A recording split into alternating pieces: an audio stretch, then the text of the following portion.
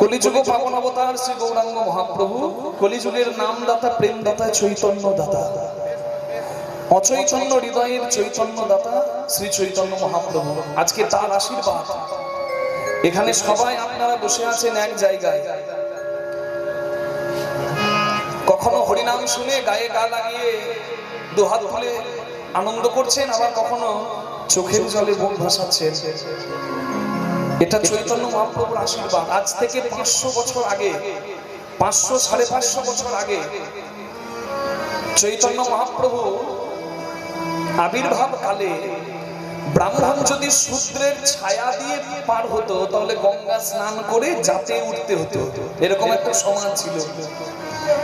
সেই সমাজে সেই ব্রাহ্মণ কুলে জন্ম নিয়ে চৈতন্য মহাপ্রভু অযাচিত কৃপা করলেন, অনধিকারীকে অধিকার দিলেন। যাকে কেউ অধিকার দেয়নি, যাকে দূরে সরিয়ে রাখা হয়েছিল, তাকেও সবার সঙ্গে এক করে দিলেন তিনি।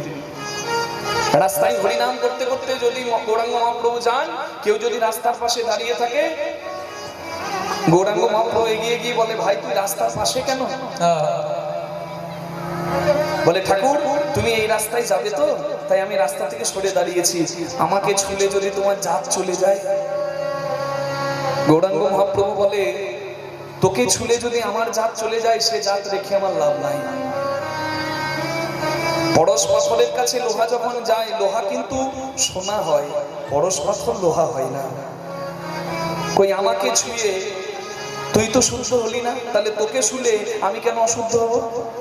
যা যা অমন জাত রেখে লাভ নাই।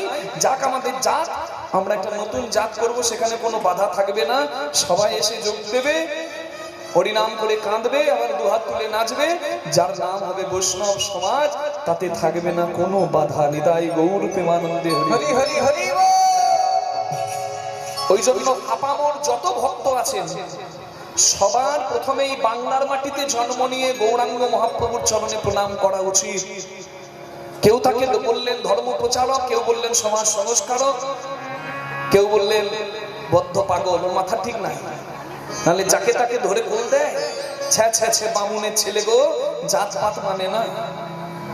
ঠিক ঠিক ঠিক, ধর্ম কর্ম বেদ বিধি সব জলাঞ্জলি দিল, শেষ করে দেবে।